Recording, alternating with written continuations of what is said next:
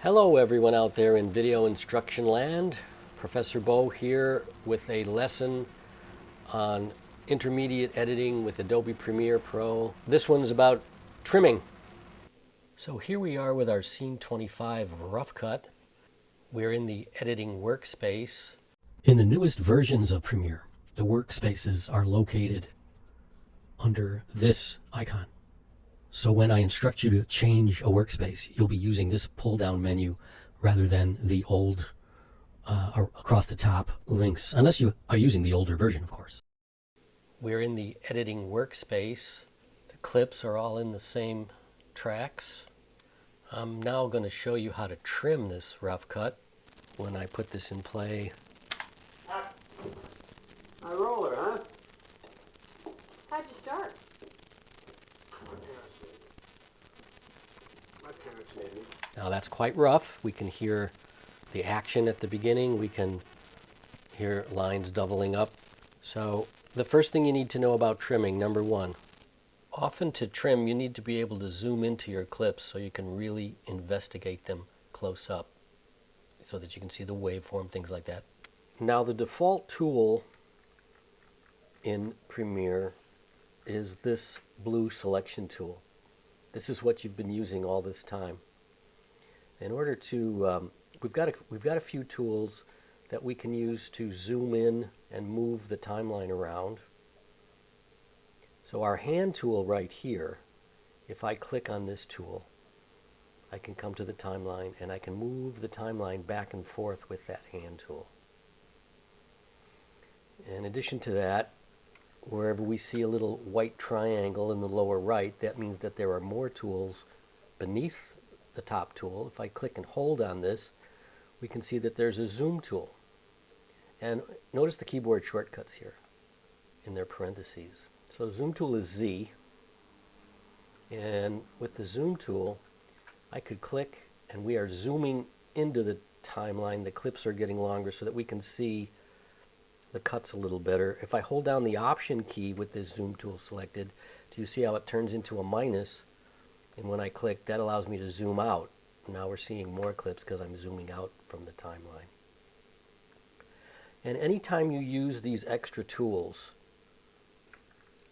in our toolbar here, when you're finished with them, you want to remember to take yourself back to the default selection tool, because depending on the tool you have selected, if you click with a tool in the wrong application area, you could have unpredictable results. So let's go back to the regular selection tool. I can either click on it or notice that the keyboard shortcut is V. And if I hit the V on my keyboard without clicking on it, that takes me back to the default selection tool.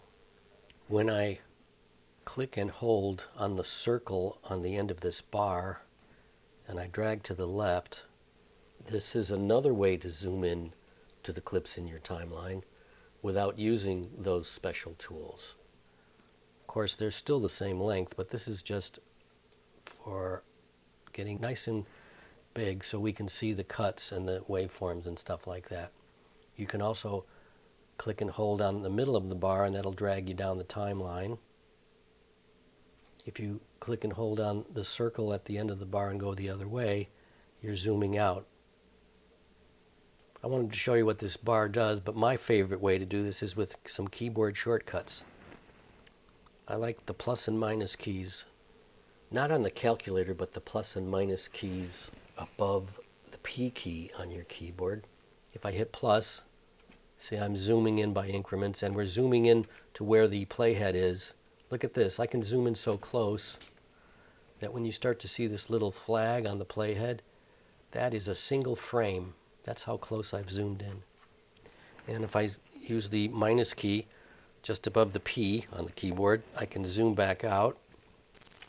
Now to do these edits, we need to get in here nice and close. So I've zoomed into my clip so it's nice and long. And there's the word action. So with our regular selector, this is the default tool that we've been using with After Effects all this time.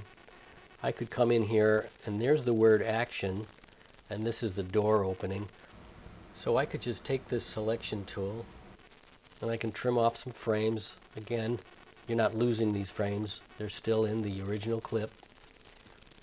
Watch, I can trim it back if I want to and re-add the frames on there. But I want to trim off word action. And let's go back to the beginning and see how that works. That's better. High roller, huh? How'd you start? My parents made me. So we've got the words, my parents made me right here, and then he repeats it, my parents made me over here. So we definitely don't want these, my parents made me. If I take the selector tool and I trim out my parents made me, like so, it leaves a gap. Well, you could click on the gap, hit the delete key, and that removes the gap. Let's see how this is now. High roller, huh? How'd you start? My parents made me. So I want to trim that a little closer. There's a little too much of a lag before he says my parents made me. If I do it exactly the way I showed you, I would trim this forward and delete the gap, right? Well, I want to show you a quicker way to do this. By the way, when you are trimming, notice that your monitor up in the upper right for the timeline changes. And the one on the left that's not moving is the out frame of the outgoing clip. And the one on the right is the new in frame I'm going to have in my in clip. So trimming and deleting the gap is a two-step process, but there is a single-step process, and you do it with this marvelous tool here called the Ripple Edit tool. Before I show you the Ripple Edit tool, do you see how there's a little triangle right to the bottom of it? That means if you click and hold on it, there are other tools in here. So note that. But right now we're going to use the one on top, the Ripple Edit tool. And what the wonderful Ripple Edit tool does, it does in one step what we did with the two-step process, deleting the gap. So I go near a cut, and when I hover over a cut, the arrow points to the clip whose end I'm going to trim. If I go to this end, it would be the outgoing clip, the out point. But we're going to trim the in point up to closer to where Jesse's line is. And when I click and drag with it, okay, so I just told you about the two pictures you get. The one on the right is the new in point, but I'm actually looking at the waveform. And what happens here with the Ripple Edit tool is when we let go, you don't get a gap. It automatically deletes that gap. So it's a really powerful tool. And it will do that whether you're trimming an in point or an out point, and whether you're removing frames or adding frames. Another really useful thing that the Ripple Edit tool does is it can go the other way. If I take the end of this cut and I click and drag to the right, it will add frames to the end and then ripple the rest of the footage to the right on the timeline. You can't do that with the regular selection tool, because if I had the regular selection tool selected and then I try to trim forward here, see, it bangs up against the clip that's in the timeline. But the Ripple tool, that will allow you to trim forward, and the timeline will compensate by rippling down to the right. This makes the Ripple tool always changes the length of the timeline. Try it out. And now here's what we've got. High roller, huh?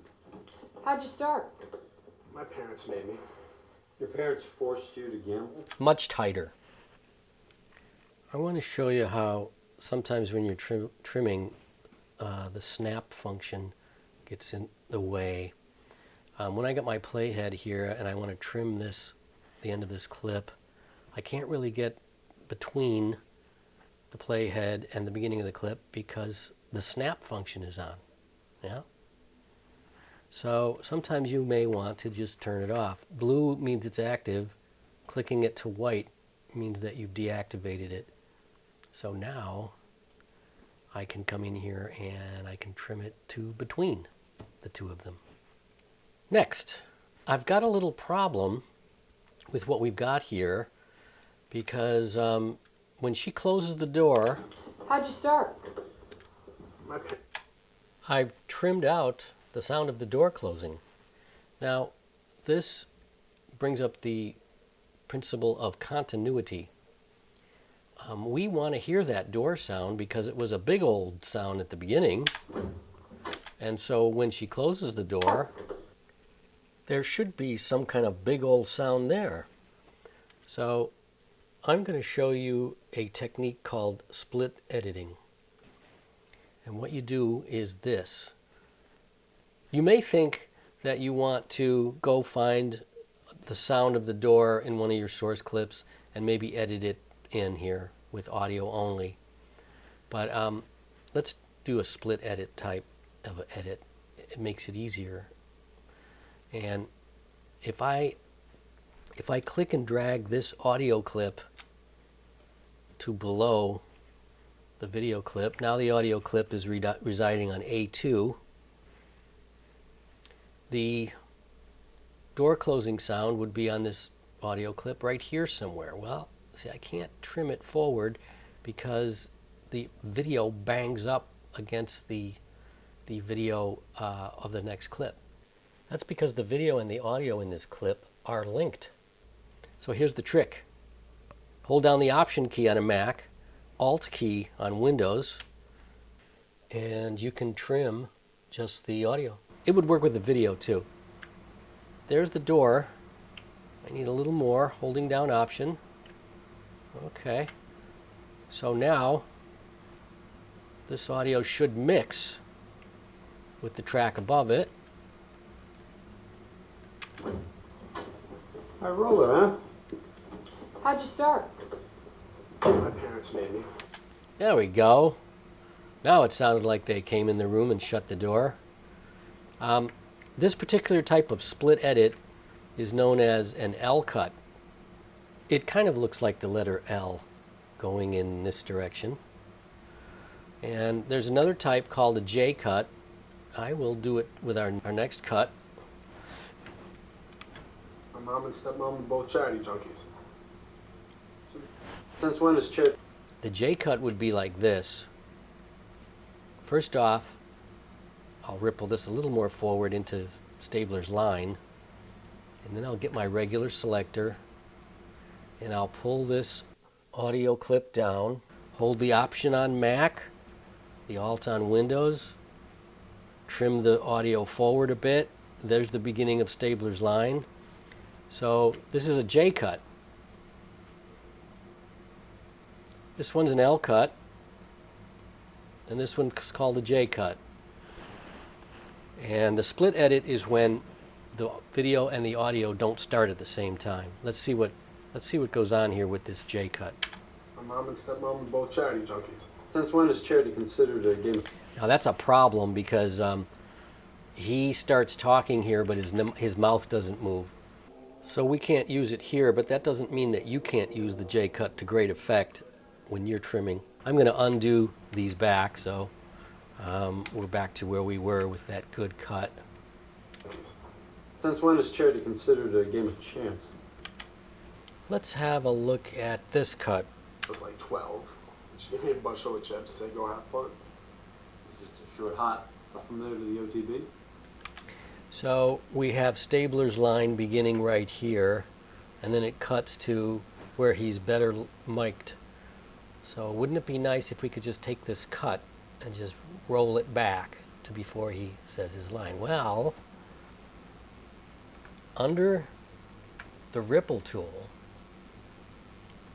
is a tool called the rolling edit tool. By the way, notice the keyboard shortcuts are right next to these tools in their parentheses. The rolling edit tool, you take it and you hover it over a cut, and you can actually move that cut earlier in the timeline or later in the timeline, as long as the frames are available from the original clip. This doesn't change the length of the timeline at all. It just moves the cut back and forth. Watch what happens to the program monitor up there when I do this.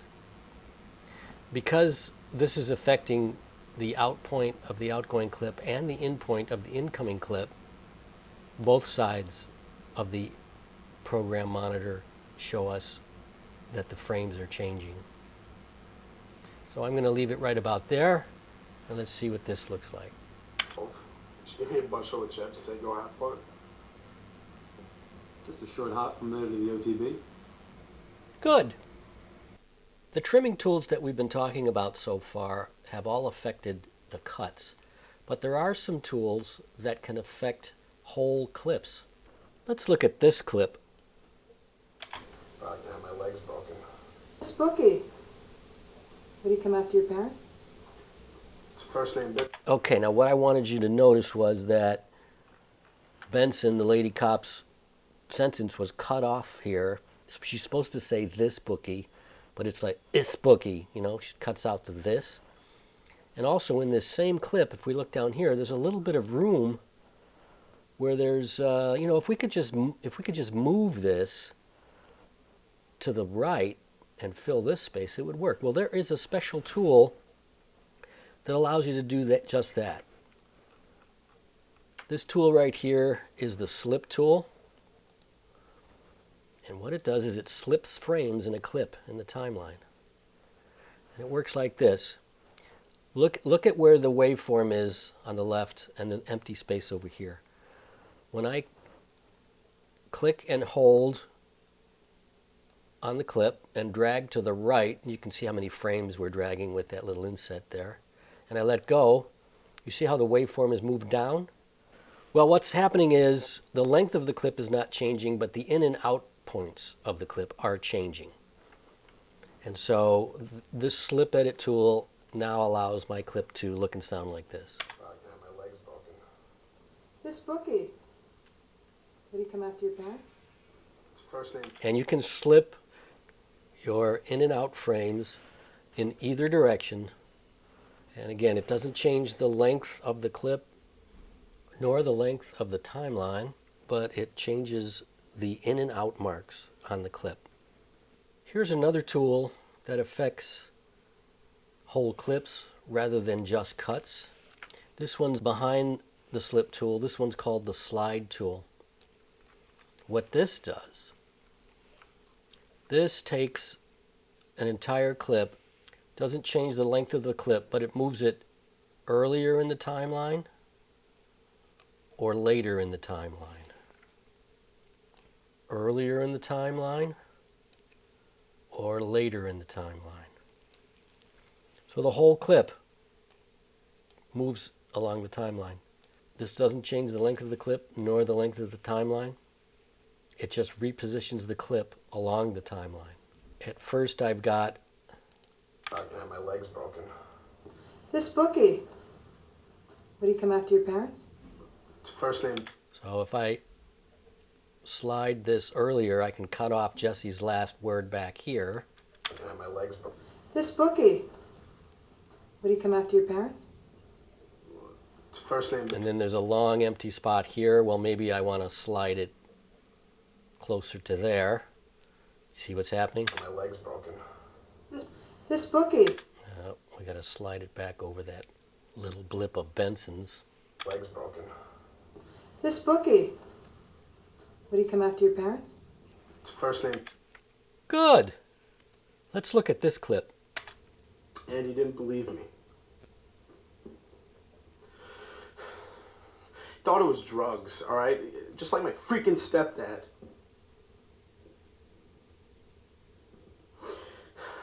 You know, people are gonna hurt me.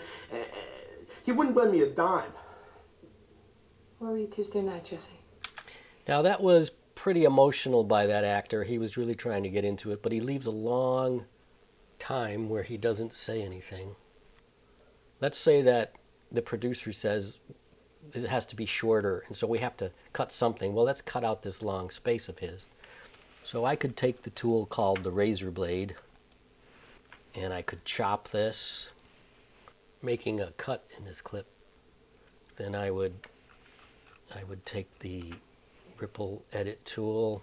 Let's say that we ripple this back, and we ripple this forward, and that should get rid of this silent time.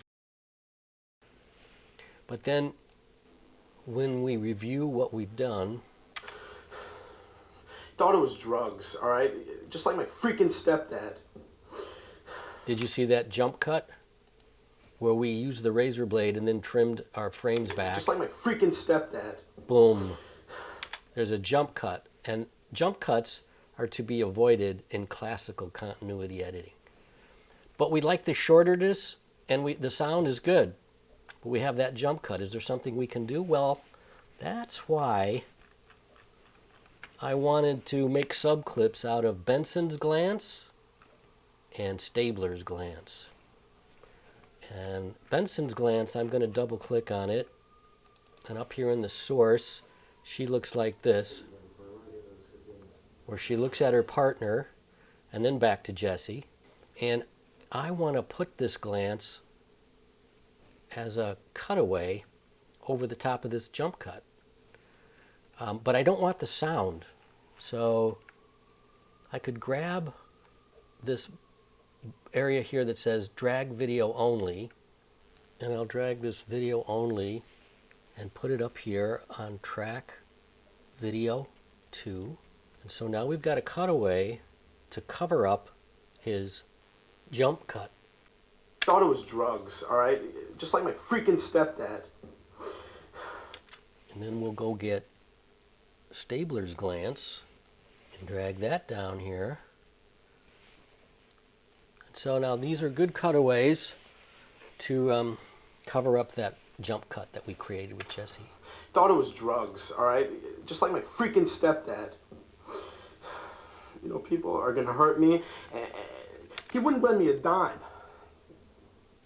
Video clips that you put on higher tracks in the timeline are going to obscure the tracks that are below. So that's why those 2 clips cut away to Benson and Stabler. The last of the tools that I want to show you in the toolbar are these tools. Track select forward, and underneath it, track select backwards. Here's what the track select forward tool does. If I take the tool and click anywhere in the timeline, every clip and every track from there forward gets selected. You could do whatever you want with the selection. Delete them, you could move them, you could apply effects to them. But they all get selected, even if you can't see the end of it in the timeline. If they went off the edge of the timeline, they'd all be selected all the way to the end. The other tool just goes in the other direction. So if I select from here down, everything is selected from this point in the timeline to the beginning. I wanted to make sure you understood about those tools. Those were the last ones I wanted to talk about in this video lesson. And again, anytime you use any of these other tools, don't forget to go back to your regular selection tool, which is the default. I'm going to click here in an empty part of the timeline to deselect that selection. That's all I wanted to tell you about trimming today, folks. So your assignment is to trim your rough cut to a fine cut and then upload it so we can see it.